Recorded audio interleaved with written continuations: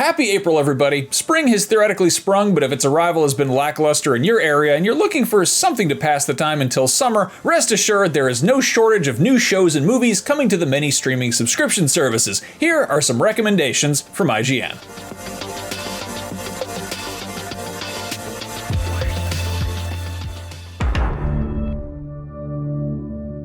On April 6th, you can catch the Netflix original series Beef, starring Ali Wong and Steven Yeun as a pair of frustrated strangers who find themselves on the wrong end of each other's road rage, and it just escalates from there in darkly comedic directions. On the 7th, there's Chupa, which basically looks like E.T. except about a chupacabra. That's produced by Chris Columbus, who directed the first two Harry Potter movies, and it's directed by Jonas Cuarón, the son of the guy who directed the third Harry Potter movie. So make of that what you will, but it might explain why they put hippogriff wings on a chupacabra. Don't know how I feel about that. On the 18th, if you've somehow held out this long to watch the final season of Better Call Saul, well, shut the blinds, mix yourself a rusty nail, and savor the final twists and turns of this gooey Cinnabon of a downward spiral. Good heavens, what an excellent show. On the 19th, Mighty Morphin Power Rangers Once and Always is the latest reunion special to tug on those nostalgic heartstrings, and sadly it's a few original Rangers short of a full Megazord. Jason David Frank's tragic, untimely passing might explain the absence of the original Green/White Ranger, but the original Pink Ranger Amy Jo Johnson claimed that both actors declined the role for their own reasons, including, but not limited to, not wanting to wear spandex when you're in your 50s. That's fair. The real question now is, will Bulk and Skull make appearances as middle-aged high school bullies? I really hope so. And on the 27th, there's Sweet Tooth Season 2. This is the adaptation of Jeff Lemire's post-apocalyptic coming-of-age Vertigo comic series. The first season rubbed some fans the wrong way for being a bit more family-friendly than the source material, but it seemed pretty well received otherwise, so maybe go binge that if you got nothing else going on. That said, there's plenty else going on. But I am done hiding!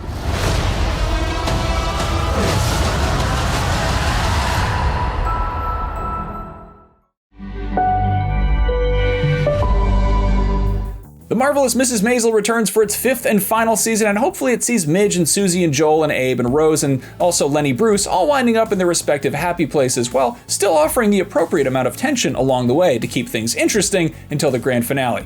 Amy Sherman Palladino tends to excel at that sort of thing. David Cronenberg's 1988 film Dead Ringers, about identical twin brothers who are creepy gynecologists, is a movie weird enough that it's amazing they made it the first time around, so it's even more amazing that Prime Video is turning it into a show. This time around, the twins are sisters, and they're both played by Rachel Weisz. Sure, why's the hell not? That drops on the 21st. If you're into sensationalized espionage action, the Russo brothers' produced Citadel could help pass the time as you count down the days until the next Mission Impossible. Season 1 kicks off on the 28th. I see you left me a few new toys. Yes, I built them for my favorite spy. Aww. He hated them, and I didn't want them to go to waste, so... Asshole.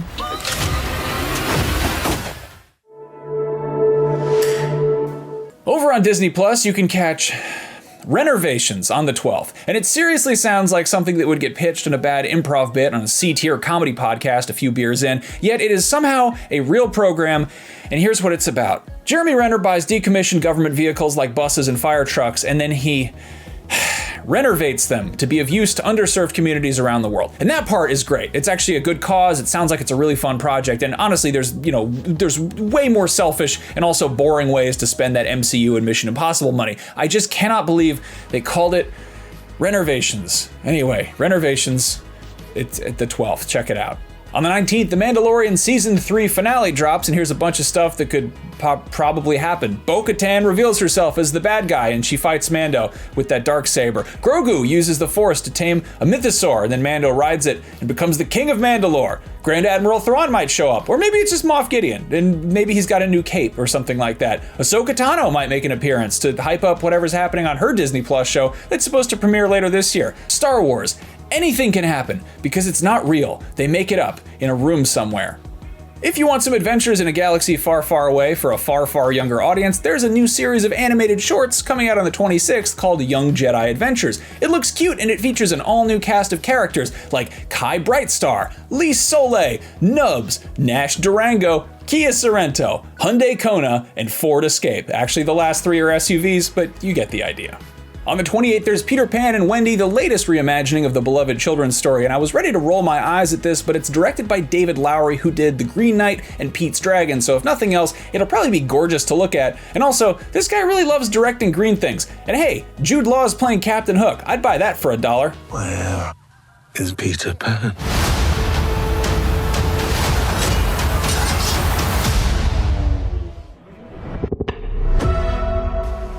On April 7th, you can catch Kathryn Hahn in Tiny Beautiful Things, the adaptation of the best-selling collection of essays taken from an advice column. Not quite sure how the hell that works, but hey, if you can make a movie out of He's Just Not That Into You and What to Expect When You're Expecting, sure, why not?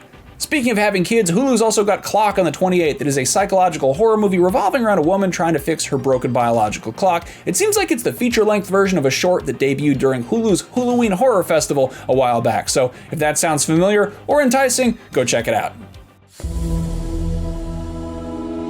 The second half of the fourth and final season of Titans picks up where it left off on the 13th, and the fourth and final season of Barry follows suit on the 16th. And I get the feeling that the latter ran its course naturally, whereas the other got the axe amidst some rampant culling of DC stuff to cut costs at WB Discovery for sad and depressing business reasons. Either way, 4 seasons is a decent run, and there'll undoubtedly be some more Titans stuff in some form sooner or later, and I'm curious to see what Bill Hader does now that he's done with Barry.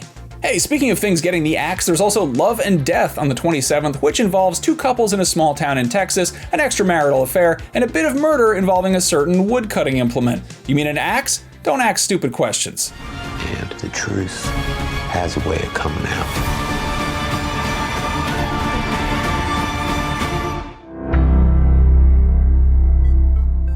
Schmigadoon is back for season 2 on April 5th, and this time around it's taking place in Schmicago, a realm of 60s and 70s musicals, so expect plenty of new show tunes and special guest appearances. If you'd like less singing and more car chases and gunfights, I feel you. And you might be better off with Ghosted on the 21st. This is a rom-com turned spy thriller wherein Chris Evans falls head over heels for Ana de Armas, understandable, who in return ghosts him.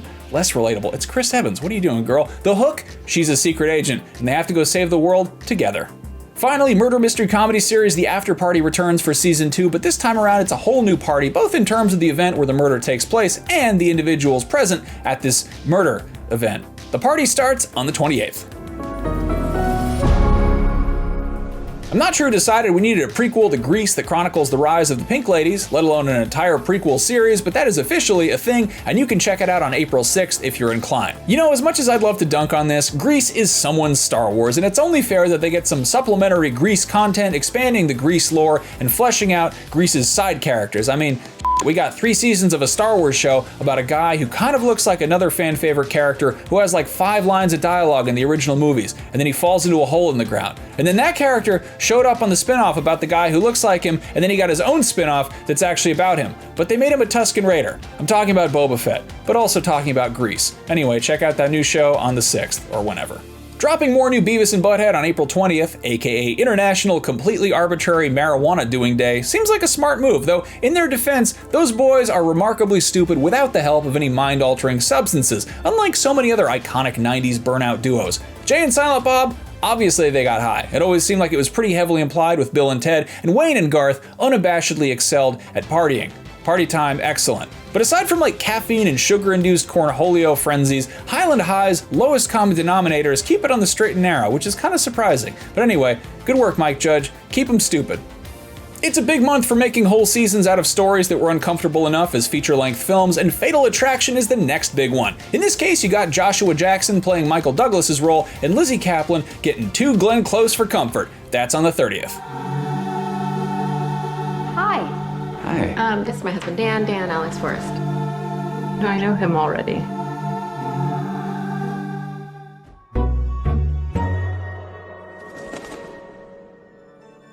If Schmigadoon and Rise of the Pink Ladies wasn't enough singing for you, well, I envy your cheery outlook on life. But also, you might want to check out Praise This on the 7th. It basically looks like Bring It On, but it's about gospel choir instead of cheerleading. New stuff is good and all, but what about New Girl? Well, if you'd rather binge all 7 seasons of the sitcom, you are welcome to do so starting on the 17th. On the 20th, there's Mrs. Davis, which is, you ready for this? About a nun who goes on a globe-trotting quest to challenge the world's most powerful artificial intelligence. I'm sensing this might be kind of like Mitchell's vs. the Machines with a dash of Good Place philosophical comedy mixed in. I don't know, it's got Damon Lindelof involved. He made The Watchmen and Lost. I don't know what they're doing with this show, but it's got a nun on a motorcycle, so check it out.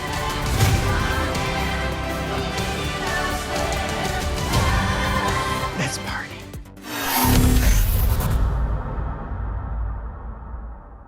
Anime fans have a busy month. On the 1st, Hell's Paradise is the anime adaptation of the hit manga about a ninja and an executioner searching for immortality. Konosuba, An Explosion on This Wonderful World drops on April 5th, which features all new adventures featuring familiar faces from Konosuba, God's Blessing on This Wonderful World. On the 6th, the latest season of Dr. Stone New World premieres in subtitled form, with dubs coming a few weeks later on the 20th. On the 9th, Mobile Suit Gundam The Witch from Mercury returns for Season 2, and as an old and out-of-touch fan of a bunch of ancient Gundam stuff, I'm really glad the IP is alive and well, and they're still churning out new model kits and new anime series, but what I wouldn't give for some new OVAs set in the shallow end of the Universal Century, like 8th MS Team, or War in the Pocket, or Stardust Memory, or at the very least, can we get some updated Master Grade kits of suits from that era? Or even better, I would rip off my own arm and hit somebody over the head with it for a perfect grade Easy 8 that didn't require a $400 resin conversion kit. I mean, just make a perfect grade kit of the RX-79 ground type, and then you can have an alternate head that's the Easy 8 head. Nobody knows what I'm talking about. There's like one guy in the comments who gets this. Sorry to ramble. That's my reward for paraphrasing the synopses of half a dozen streaming originals based on movies that your parents might have rented to watch after you went to bed when you were a kid. Were your parents a Fatal Attraction couple, or were they a Dead Ringers couple? I don't know, but you turned out great either way. Finally, Ranking of Kings Season 2, or rather, The Treasure Chest of Courage, is coming to Crunchyroll on the 13th, and I adore the art style for this one. It looks kind of like the instruction manuals for old NES games like Zelda.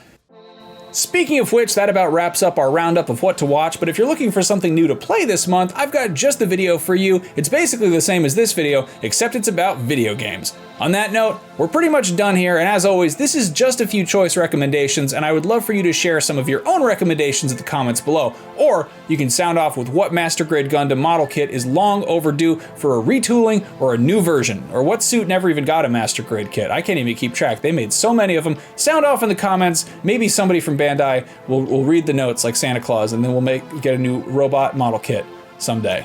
I'll see you next month, everybody. Thanks for watching.